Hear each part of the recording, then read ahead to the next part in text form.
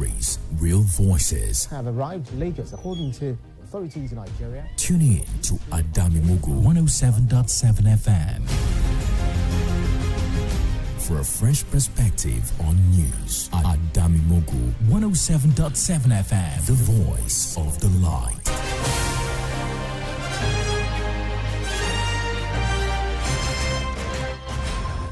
Good afternoon and welcome to Global Box, your quick tour bulletin around the world on Adamimogo 107.7 FM, Edo Ekiti. Here are the top stories. Labour Congress blames Minister of Power for grid collapses, demands immediate resignation. Junta-run Sahel states announced joint 5,000 soldier unit against jihadist insurgency.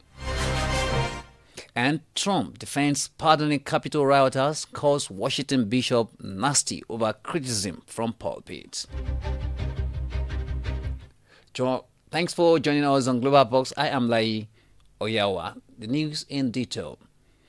The Nigerian Labour Congress has called for the resignation of the Minister of Power, Adebayo Adelabu, over the repeated collapse of the national power grid.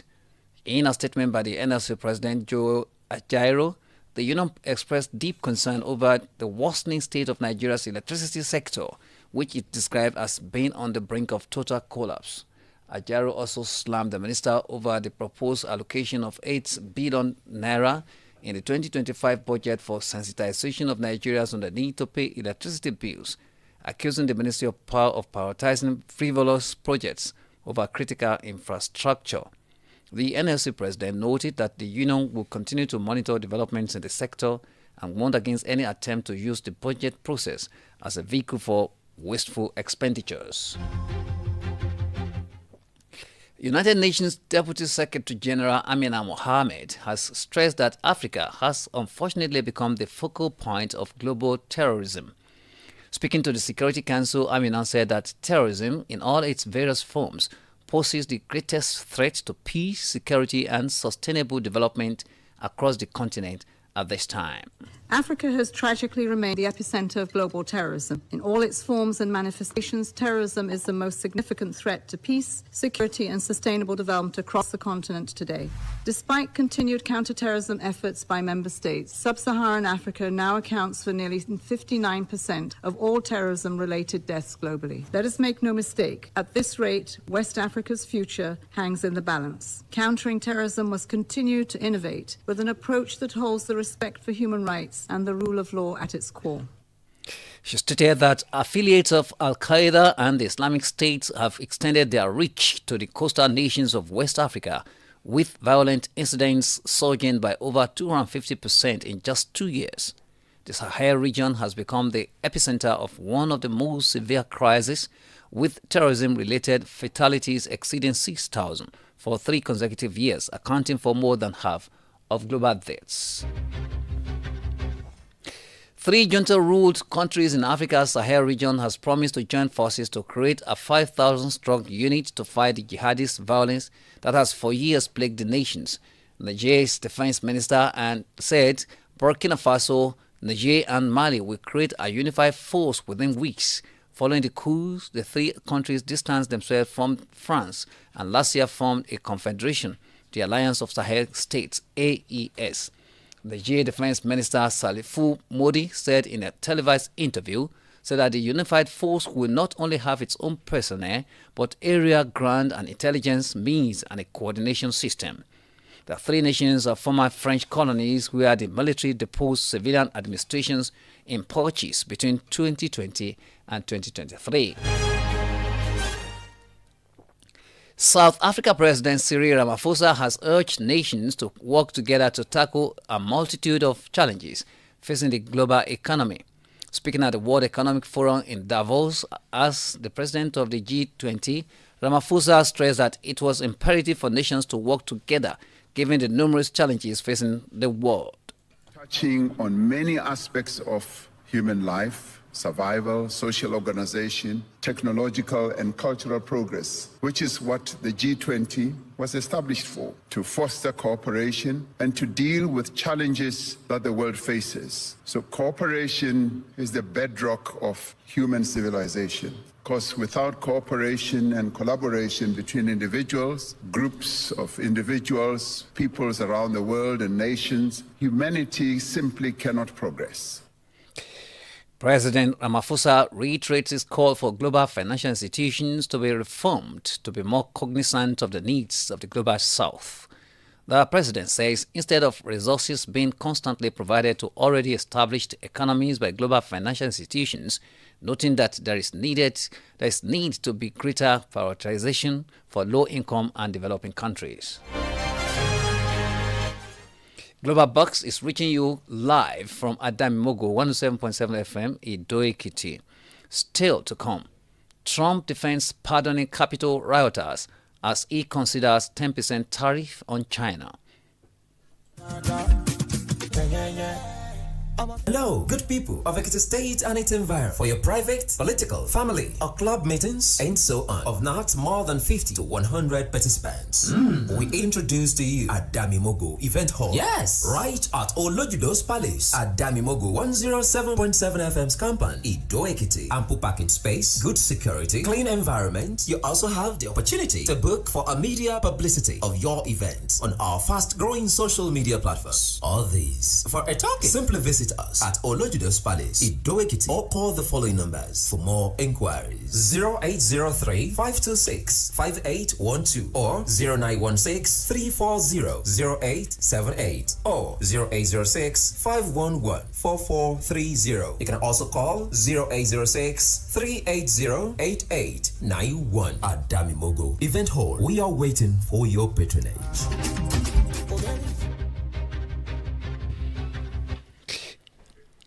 Welcome back. Glad to know you are still there. You can subscribe to our YouTube channel and follow us on Facebook via Adamimogo 107.7 FM. For happenings around you or news inquiries, please contact our newsroom on this number 0811 801 8242. Now to the rest of the news. U.S. President Donald Trump has announced plans to impose tariffs on the European Union and revealed that his administration is considering implementing a 10% punitive duty on imports from China. Trump described fentanyl as a highly addictive synthetic opioid that claims tens of thousands of lives in the U.S. annually through overdoses, noting that his administration's discussions will focus on addressing the trafficking of fentanyl from China to the U.S. via Mexico and Canada. We're thinking about that too. We're talking about a tariff of 10% on China based on the fact that they're sending fentanyl to Mexico and Canada. Probably February 1st is the date we're looking at. For Mexico and China, we're talking about approximately 25. Speaking at a press conference, the president also defends his decision to release two high-profile prisoners jailed over the Capitol riot after he issued nearly 1,600 pardons in connection with the attack. Well, only for one reason. They've served years in jail. They should not have served, and they've served years in jail, and murderers don't even go to jail in this country. And we had 1,500. We have 16 under review. As you know, we commuted about 16 of them because it looks like they could have done things that were not acceptable for a full pardon. But these people have served years of jail, and their lives have been ruined. And in many... Meanwhile, Pam Hemphill, one of the people who served time in jail for participating in the 6th January riots, has refused a pardon from Donald Trump, stating that there should be no pardons and that they were wrong that day. In the meantime, U.S. President Donald Trump has called a Washington bishop nasty and demanded an apology after she told him from the pulpit that he was sowing fear among the country's immigrants and LGBT people. Bishop Marian Edgar Booth of the Episcopal Diocese of Washington pleaded for LGBT people and illegal migrants, two groups that Trump targeted with executive orders within hours of being sworn in. In the name of our God, I ask you to have mercy upon the people in our country who are scared now. There are gay, lesbian, and transgender children in Democratic, Republican, and independent families, some who fear for their lives. And the people who pick our crops and clean our office buildings, who labor in poultry farms and meat packing plants, who wash the dishes after we eat in restaurants and work the night shifts in hospitals, they may not be citizens or have the proper documentation, but the vast majority of immigrants are not criminals. Writing on his Truth social platform today, Trump said the so-called bishop who spoke at the National Prayer Service yesterday was a radical left hard-line Trump hater. Trump's friend and former faith advisor Robert Jeffress, who attended the service, also criticized both and claimed the audience was filled with palpable disgust by her words. Ukrainian President Volodymyr Zelensky, who is seeking a meeting with U.S. President Donald Trump, has said at least 200,000 European peacekeepers will be needed to prevent a new Russian attack after any ceasefire deal. The Ukrainian leader, speaking at the World Economic Forum in Davos, following months of promises to end the war in Ukraine quickly, also urged European leaders to do more to defend the continent. Must have a seat at the table when deals about war and peace are made. And I'm not just talking about Ukraine here. This should be the standard. Europe deserves to be more than just a bystander, with its leaders reduced to posting on X after an agreement has already been made. Europe needs to shape the terms of those deals. Does anyone in the United States worry that Europe might abandon them someday, might stop being their ally? Zelensky stressed the importance of maintaining a strong security guarantee, pointing out that if Russia's armed forces total 1.5 million personnel, Ukraine would need at least half that number to effectively defend itself. He added that Ukraine would not agree to Russian demands that it drastically reduce the size of its military, predicting that Russian President Vladimir Putin would demand Ukraine cut its armed forces to a fifth of their size. The Palestinian Health Ministry says 9 Palestinians have been killed and 35 injured by Israeli forces during a major operation in Jenin in the occupied West Bank. This comes 3 days after the start of a ceasefire in Gaza and highlights the threat of more violence in the West Bank, where suspected Israeli settlers also went on the rampage overnight. Israel's Prime Minister Benjamin Netanyahu said it launched an extensive and significant operation to defeat terrorism in Jenin, long seen as a stronghold of Palestinian armed groups. Palestinian media reported that there were a series of airstrikes as a large number of troops moved into the city and its refugee camp, backed by drones, helicopters, and armored bulldozers. United States President Donald Trump has announced a $500 billion joint venture with Texas-based tech firm Oracle, Japan's SoftBank, and ChatGPT maker OpenAI to advance artificial intelligence infrastructure.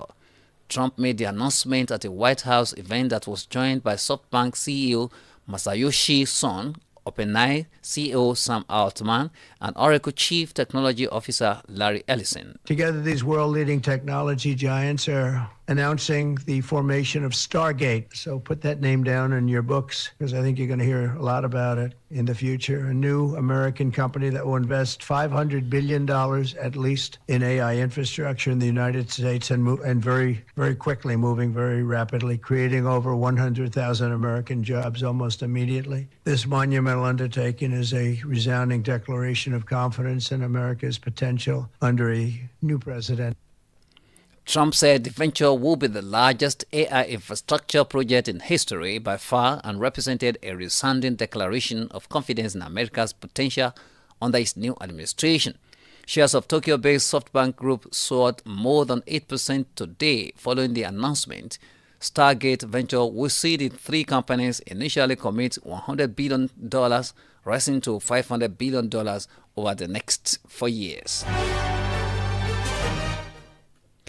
Sports. The Polish professional tennis player Iga Swiatek continued her romp through the Australian Open draw with a quarter-final victory over Emma Navarro, despite controversy over a double bounce.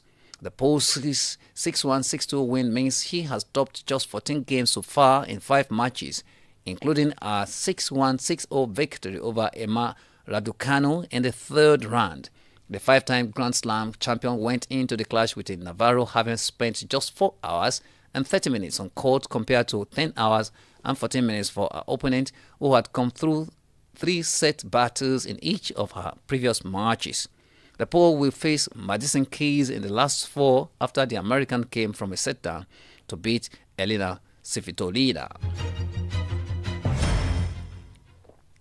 Before we bring Global Box to an end, here is a recap of the top stories. The Nigerian Labour Congress has called for the resignation of the Minister of Power, Adebayo Adilabu, over the repeated collapse of the national power grid.